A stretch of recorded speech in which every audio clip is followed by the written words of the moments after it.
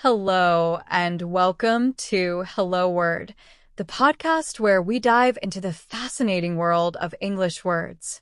I'm Alex, and I'm thrilled to have you here today. Our word of the day is already an A2 level adverb that means before now or earlier than expected. Let's start with a clear definition. Already is used to talk about something that has happened before now or sooner than we thought it would. It often adds a sense of surprise or urgency to a sentence.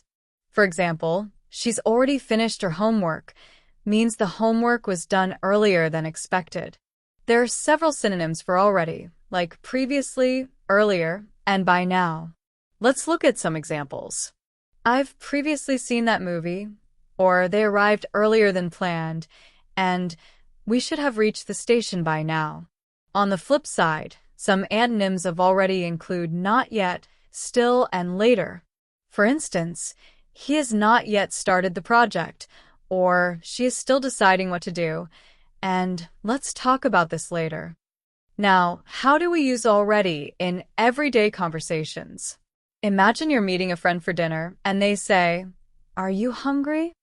You could reply, "I've already eaten." Or if someone is surprised by how quickly you arrived, you might say, "Yes, I'm already here." It's a common word you'll hear in casual chats and even in formal writing. Here are a few more examples to help you get comfortable using already. We've already booked the tickets for the concert. Is it 5 p.m. already? The day flew by. They've already decided where to go on vacation.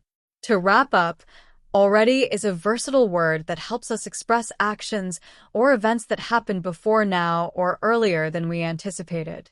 It's useful in all kinds of conversations and writing.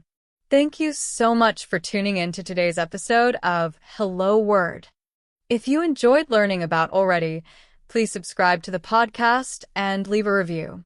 Your support helps others discover the show. I'd also love to hear from you.